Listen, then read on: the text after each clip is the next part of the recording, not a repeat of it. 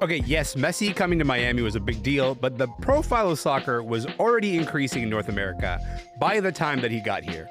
And you know what helped with that? One of Canada's biggest celebrities buying a British club, then making a documentary about it. Welcome to Wrexham's 4th season just started. The group chat is here. Let's get into it.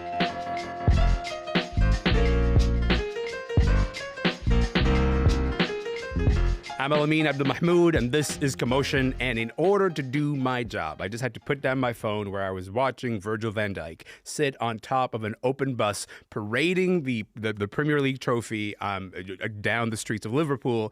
And I know this because I'm a lifelong supporter of the Liverpool Football Club, you know, the greatest team in the world. And I live for days like these ones. It is our 20th title. That is a huge deal, but that is not what this show is about. This show is about the fact that for someone who has loved soccer for as long as I have for a long time, there weren't that many of us here. But the profile of the sport has grown a lot in North America recently, and a big boost has come from this. We have to replace the pitch. I know last time I think it was like 100,000 or 200,000 pounds. Well, guess what? This time we're looking at 1.7 million pounds. 1.7 million pounds for grass. Is the grass like human hair or something? How is it that expensive? For grass? That's from Welcome to Wrexham, the reality show featuring Ryan Reynolds and Rob McElhenney buying a Welsh football team. It is now in its 4th season. And to talk about why that show is such a hit, Richard Sutcliffe is here. He's the Wrexham correspondent at The Athletic. And Leander, Schaerlaeckens, he's a soccer writer at Sports Media Lecturer at Marist University. Hello to both of you. How's it going? Hey, Elamin. Very good, thank you. Hey, listen, I'm happy that you're both here. Leander, I'm going to start with you. Listen, the idea of a sports docu-series, that's not new. They don't tend to have the longevity that Welcome to Wrexham has had. 4th season just started recently. Why do you think the show is so popular? I think there's several pieces to this. The sports docu-series industrial complex churns out just show after show after show, as you know, but they tend to follow really big clubs. They tend to follow sort of iconic sports teams that are already widely known in sort of the culture, that are teams that are very professional, that have large followings, and that consequently are really polished. Like everything about them is shiny, right? They'll play in these beautiful glass and metal practice facilities. It's highly professionalized. Everything about them is sort of scripted and carefully curated. And these shows wind up really being sort of elaborate PR vehicles for those teams, right? They're not very revealing. They're not very interesting, if we're being honest about it. And so Welcome to Wrexham, I think one of the keys to it is that it's surprising. I think, and Richard would be able to speak to this, but I think it's particularly popular in North America as opposed to the UK, where I'm not sure that it has quite the same clout. And I think that's because it gives this insight into small-time professional soccer, small-town Wales. And I think to North American audiences, probably by and large, you're not going to be familiar with either of those things. You might not really know that there is pro soccer outside of the Premier League, let alone in the 5th tier of English soccer, or of, in this case, Welsh soccer, UK soccer. You might not really know what life looks like outside of London, or, you know, even outside of Cardiff, right? In the biggest city in Wales. So in that sense, I think there's a lot to the show that's new and that's fresh and that's sort of raw. And then the other piece to it is just the way that European soccer is structured, where you have a pyramid where the teams that do the best in their league get promoted up a tier, and the teams that finish last or in the last few places get demoted. They get relegated down a few tiers. And so Wrexham, with a huge amount of investment from their celebrity owners, have been promoted and promoted and promoted. And so their sort of quest to work their way up those tiers keeps the show fresh and keeps it kind of propulsive. And there's always a new difficulty and there's always a new challenge as they work their way up. the show resets itself every year, essentially. That drama you're talking about is a crucial drama to explain, I think, for fans of mostly North American sports, is that, like, if you're in the NFL, you're in the NFL. Congratulations. You know, like, the worst that can happen to you is maybe you end up last and you get a pretty good draft pick the following year. That's actually like a rewarded system for doing badly.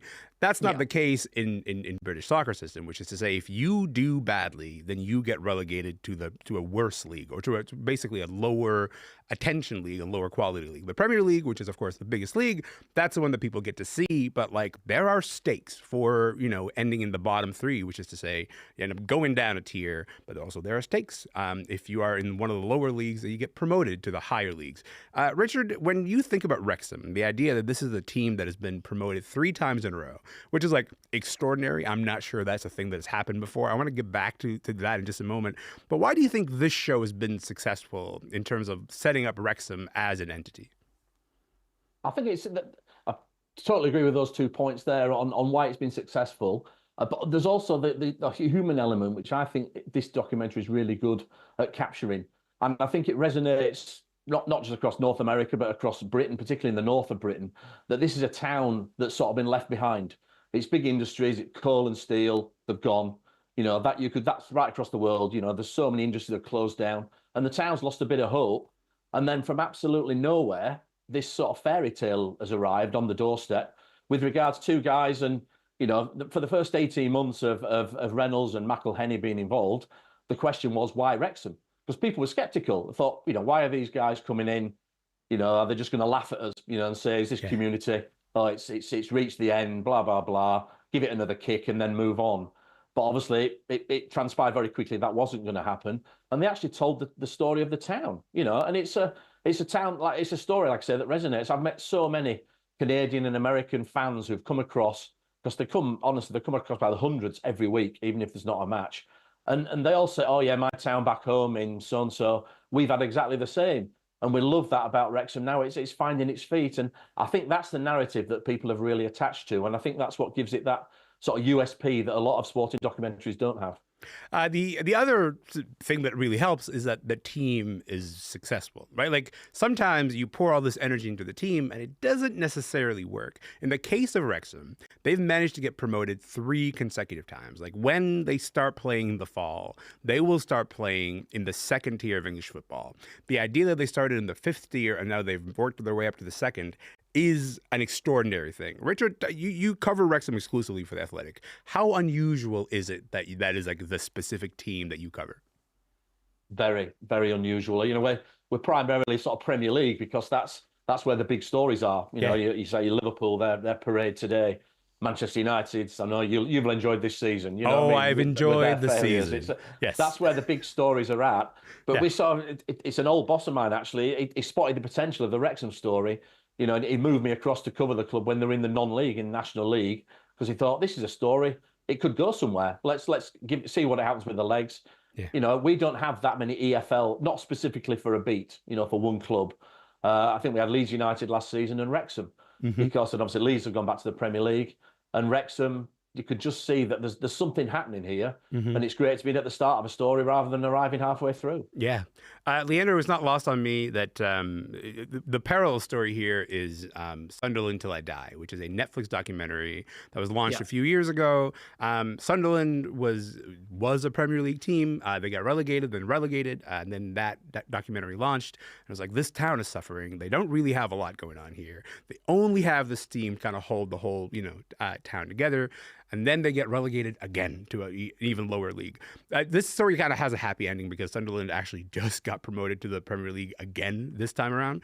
But there's something about the fact that these narratives have been resonating in North America. Like, I've been seeing more Sunderland jerseys here. I've been seeing Wrexham jerseys here. Why is it so important, do you think, for these teams to try to make these inroads here, and the ways that these documentaries can maybe help them get there?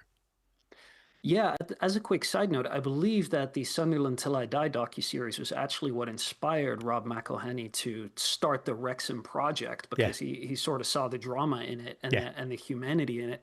The reason that all of soccer, and it's not just these teams and it's not just these docuseries, come to North America as a market is because it's the richest market and because it has the greatest propensity for spending its disposable income on soccer, on live sports, right? That's why for years and years and years now, all the major clubs in Europe have done preseason tours in the United States where they basically play their stars for 30 minutes and play their young kids and their reserves for the rest of the game. It's because people will fill the big house in Michigan and they'll sell 100,000 tickets at an average of $200 or $300 a ticket, right? It's a big money spinner.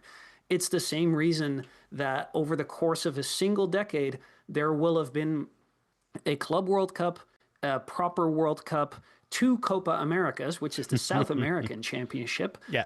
all held in North America, mostly in the United States, right? The rest of the soccer world kind of treats the United States as an ATM, as a kind of piggy bank to smash open a few times a year. Because that's where the money is, right? Yeah. And so for any kind of project, and it happens that Wrexham and Birmingham City obviously are owned by North Americans. But Birmingham City's owned by Tom Brady. That's the other team. We're going to talk about that in a second. Yeah, yes. As part of a larger North American ownership group, yeah. Yeah. And so this is if you're going to make a success commercially from a European soccer team, it really, really helps to have deep roots in North America and to show up regularly. Mentioning apropos of nothing except for the fact that I'm a Liverpool fan is that one partial owner of Liverpool Football Club is LeBron James, who does not own like a large proportion of the club by any means. I think it's just like 1.5% or 2%. But every time that he shows up in Liverpool jersey on the on the basketball court, the sales of the jerseys end up going way, way up. Richard, when I think about the idea that people outside of Wrexham, let alone outside the UK, let alone in North America, might be interested in the story of Wrexham, it seems unlikely to me, as someone who's kind of followed the sport for a long time, followed teams that have not been in the Premier League, been like, oh, maybe one day, Rovers will get back to the Premier League, but it seems kind of unlikely. Are you surprised by the success of the Wrexham story outside of North America? Absolutely. It was brought home to me. I've gone on the last two tours to North America. They went to San Diego, North Carolina, Los Angeles in 2023, and then last year, San Francisco and Vancouver. And they're in Vancouver, and there was a fan zone outside the stadium just before they played the Whitecaps. And there was people queuing around the block to meet Wayne from the Turf, who was just a landlord of a pub. That's great guy, sits next to me, and people were queuing around the block. I'm on about 25 minutes just to have their pictures taken with him. Yeah. The year before, I followed the manager, Phil Parkinson, through the airport at Raleigh Airport because they were flying from North Carolina, I think it was to LA. Yeah. And this was 6 a.m. in the morning. And so he's just walking past this little newspaper kiosk had just opened. And these two women came running out, sort of 40, 50 years old, saying, "Is it Phil Parkinson?" I can't do the accent and I won't even try. But they wanted a picture of him. And I'm just thinking, Phil, he did, because he does all these things and he's brilliant with people. But I'm just thinking, I've known Phil 20 years when he was manager of Hull City and Bolton and Sunderland and Bradford City. People have struggled to hear him outside of those towns, whereas now, random people are just coming up to him in an airport in America, and I'm just like, I was flabbergasted. You have to see it to believe it. You really do. I mean, that's interesting to me, Leander. So maybe we'll end here, but like this idea of these docuseries can create celebrity, can create narrative around people who don't necessarily typically have it. We talked about how Tom Brady is part of this ownership group of Birmingham City. They're going to have an Amazon Prime show as well. Are these docuseries good for the sport, do you think? I think what we have to reckon with is whether you like it or not, professional sports for quite some time now has been in the content business. And it is squarely in the entertainment sector at this point. And that doesn't sit well with everyone, but it's just the truth. And I think series like these bring in a lot of new fans. I mean, you can see what the Drive to Survive docu-series did for Formula One. It brought in all sorts of new fans who have no interest in pit strategy or tire degradation. Oh, I'm never going to watch the race, but I love the show. I love the show. I'm never going to watch the race, but I love the show. But yes. And so I'm the problem is what you're saying, Leander. No, that's just it though. That's not a problem. It makes for a bigger tent, right? And it makes for a larger audience. And I think there's different ways of consuming sports, and there's different ways of enjoying soccer, and there's different ways of engaging with lower league soccer. And I think honestly that a development like Welcome to Wrexham is a godsend for soccer outside of those 6 major teams that everybody knows all around the world. Well, one of those teams is lifting a trophy today. So let's not get too carried away in terms of forgetting which of those teams has a trophy and which one of those teams is in the middle of the league, pal. But that's a good place to leave it. Thank you for your time, both of you. Really appreciate it. Thanks again. Thank you. Yes, of course. Talk soon. Richard Sutcliffe is a Wrexham correspondent for The Athletic. He's in Yorkshire, England. And Leander Schaerlaeckens is a soccer writer and sports media lecturer at Marist University. He was in Hudson Valley, New York. He's writing a book about the United States men's national soccer team. That's going to be out next year.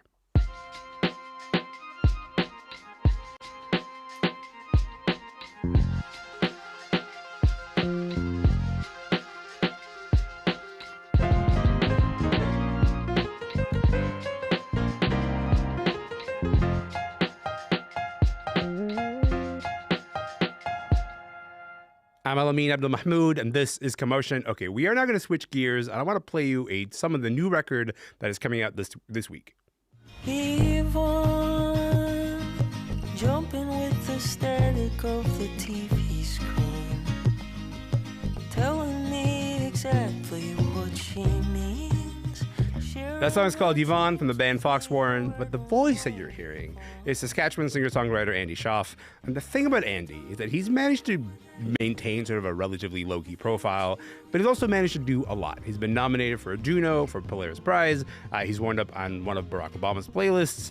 On top of this solo career that he's had, he also performs with Foxwarren, and this Friday they have a new record coming out. Vish Khanna has been following Andy's career for some time. He's here to talk about it. Vish, welcome back to the show, friend. Oh, it's lovely to be here. Thanks for having me, Elamin. How are you? Oh, doing well, man. Doing well. I appreciate you being here. Listen, when we think about the singer-songwriter realm, it's a crowded field. It's a crowded field just generally in music right now. What do you think sets Andy Shauf apart from everybody else? Well, I think there's a few things going on with Andy. First of all, he creates these very orchestral pop soundtracks for his songs. He plays every instrument virtually himself. He's exacting, by his own admission, bit of a control freak in the studio. And so he likes to do everything himself where possible. And then the songs themselves, or the albums, I should say, often have a conceptual framework. The songs are interconnected. They are narrative based. Like, I think Andy's a really wonderful storyteller, and he attacks every album as though it's like a film or a book, and the songs end up feeling like scenes or chapters.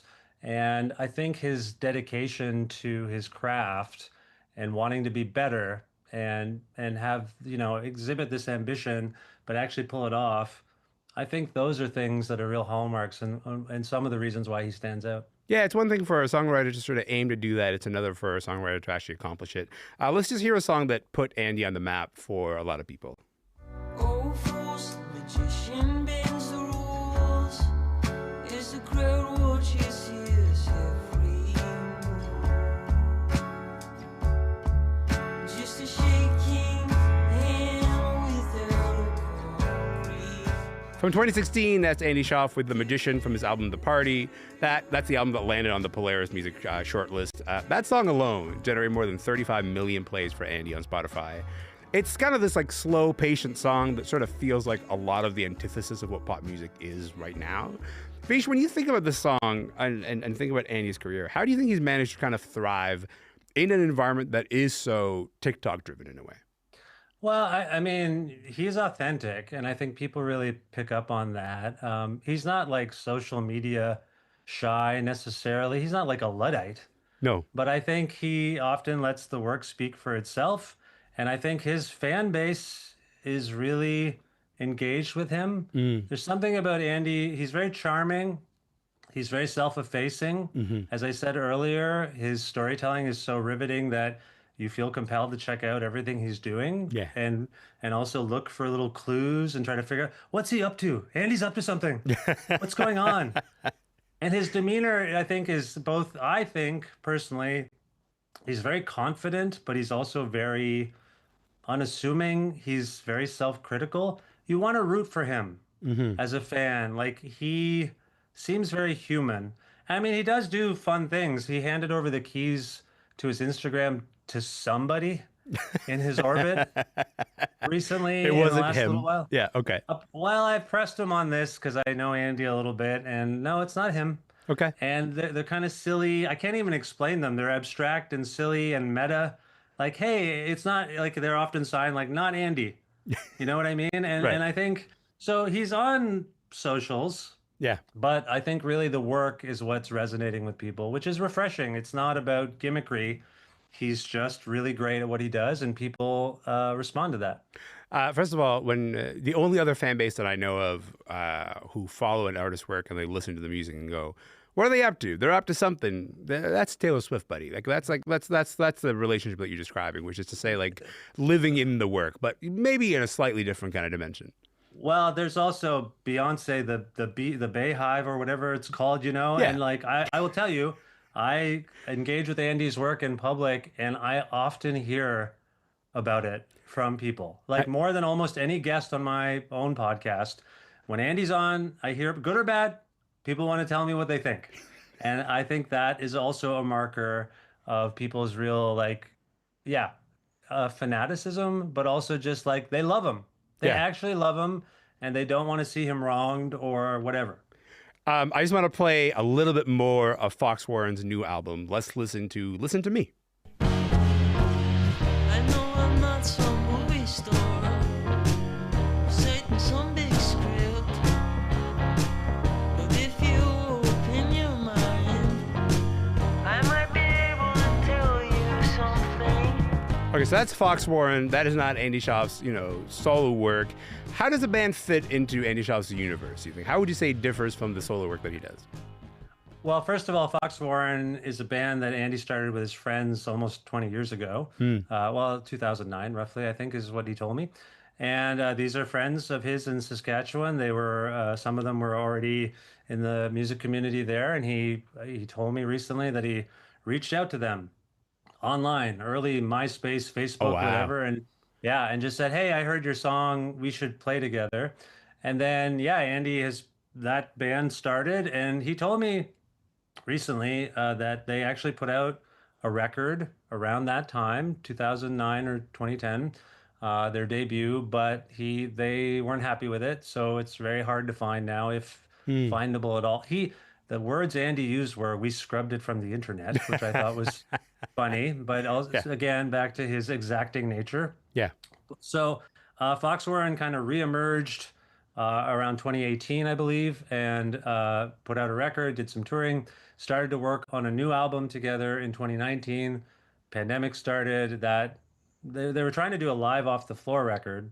Oh, wow. In Regina, and it didn't quite work for various reasons. So they kind of scrapped that. Pandemic started doing remote work, and that's where the new album 2, which is, like I say, I guess it is technically their third, but officially their second. Does that make sense? Yes, exactly. Yeah. So they made a new album together, but and we can talk about this, but it's very unorthodox. They went from live off the floor to file drops and file sharing, and constructed with a sampler, which is very unique. So, and in my recent conversation with Andy, he said that might change how he makes all music from this point forward. I'm always curious about these musicians who sort of are so exacting because their vision is very specific. I got like 30 seconds left here, Vish. If people want to start with Andy, where should they start if they're looking to sort of get into Andy Shauf?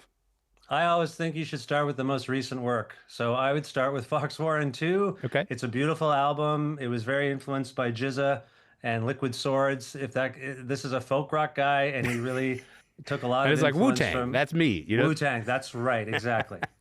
Okay, that's a beautiful place to leave it. Vish, I really appreciate your time and your insights, man. Thank you so much again. Lovely to be here. Thanks for having me. Yes, of course. Vish Khanna is the host of the podcast Creative Control in Edmonton. Both creative and control are spelled with a K. And you can find that new album from Foxwarren that is coming out this Friday. In the meantime, that is it for the show today. Remember, you can listen to the show anytime you like, wherever you get your podcasts. If you are not following us on YouTube, please go and find us on YouTube. You can watch this entire conversation. On Instagram, we are at Commotion CBC. My name is Elamin Abdelmahmoud. This show is called Commotion. We are going to be back tomorrow. I would love to see you then.